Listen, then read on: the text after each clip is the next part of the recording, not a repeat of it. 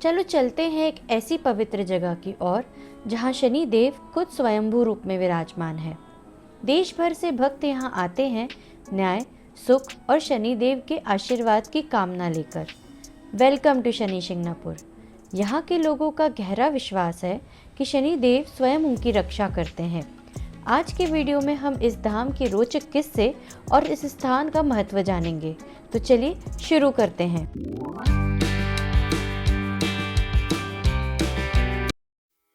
शनिदेव का ये प्रसिद्ध मंदिर महाराष्ट्र के अहमदनगर जिले में शनि शिंगणापुर गांव में बना हुआ है और इसके पास जो नियरेस्ट सिटी है वो है अहमदनगर और शिरडी। अगर आप ट्रेन से आना चाहते हैं तो या तो आप अहमदनगर या तो आप साईनगर शिरडी स्टेशन से उतरकर यहाँ पहुँच सकते हैं। और अगर आप आपके प्राइवेट व्हीकल से आना चाहते हैं तो यहाँ पे पेड पार्किंग की भी व्यवस्था है। अगर मंदिर की टाइमिंग की बात करें तो ये मंदिर 24 घंटे खुला रहता है, पर आरती के टाइम पर यहाँ पर ज़्यादातर भीड़ होती है।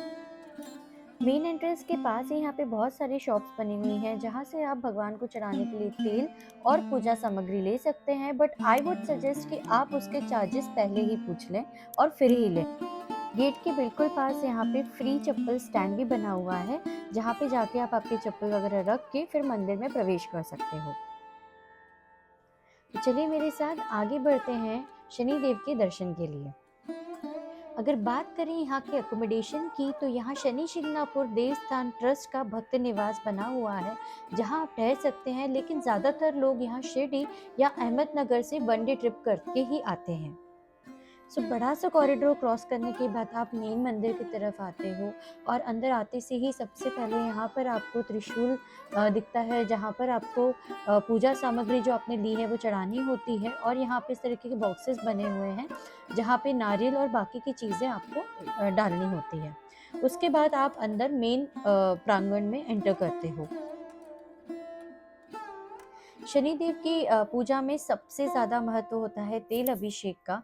तो तेल आप आपके साथ ला सकते हो या तो जो बाहर शॉप्स बनी हुई हैं वहाँ से परचेज कर सकते हो। अदरवाइज मेन प्रांगण के अंदर भी ट्रस्ट के द्वारा शॉप्स बनाई गई है जहाँ से आप तेल परचेज करके उन्हें चढ़ा सकते हो।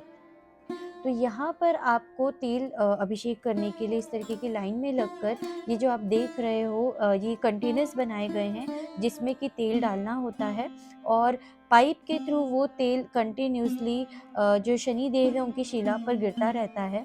और अगर आप खुद से ये तेल अभिषेक करना चाहते हो तो उसके लिए आपको 500 रुपीज़ का टिकट लेना होता है और ऊपर जाके आप खुद अपने हाथों से उनकी शिला पर तेल अभिषेक कर सकते हो। मंदिर से जुड़ी हुई रोचक कथा के अनुसार कहते हैं कि गांव के चरवाहों ने एक बड़ा काला पत्थर देखा और उसे छुआ। जब उसे छुआ गया तो उससे खून बहने लगा। उसी रात भगवान शनि उनके सपने में प्रकट हुए और कहा कि ये उनका स्वयंभू रूप है और इसे खुले आसमान के नीचे रखा जाए और हर शनिवार तेल का अभिषेक किया जाए। मान्यता है कि यहाँ आकर पूजा करने से साढ़े साती का प्रभाव कम होता है। ऐसा भी माना जाता है कि इस गांव के सभी घर और दुकानें बिना दरवाजों और तालों के हैं क्योंकि स्वयं शनि देव इस गांव की रक्षा करते हैं। तो मंदिर में दर्शन करने के बाद आप जैसे ही वापस कॉरिडोर की तरफ जाएंगे तो यहाँ पे बहुत सारे जो प्रसाद के काउंटर बने हुए हैं, बर्फी प्रसाद के काउंटर, वहाँ पे पैसे देकर आप यहाँ का प्रसाद ले सकते हैं। इसका प्राइस है 20 रुपीज़ और ये खाने में बहुत ही ज़्यादा टेस्टी है। तो मंदिर से बाहर आने के बाद आपको यहाँ पे ये बहुत ही खूबसूरत सा एरिया दिखेगा। ये अभी डेवलप हुआ है और यहाँ पे लेक बनाया गया है, पूरा सिटिंग एरिया बनाया गया है, साथ ही यहाँ पर बनाया गया है नवग्रह मंदिर।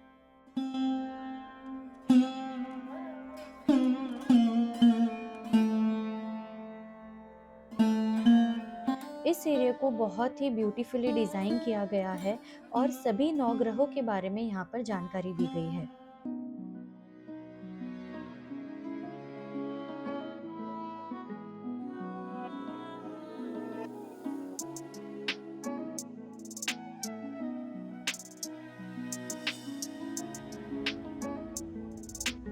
तो फ्रेंड्स, ये था हमारा आज का ब्लॉग। आई होप आपको शनिदेव के दर्शन करके अच्छा लगा होगा और ये सारी इन्फॉर्मेशन यूज़फुल लगी होगी। अगर ये ब्लॉग अच्छा लगा होगा तब इसे लाइक करिएगा, शेयर करिएगा और मेरे चैनल को सब्सक्राइब करिएगा। ऐसे ही बहुत अच्छे ट्रैवल ब्लॉग्स आगे आपको देखने मिलेंगे। मिलती हूँ बहुत जल्द एक न्यू ब्लॉग के साथ। टिल देन बाय, जय शनिदेव।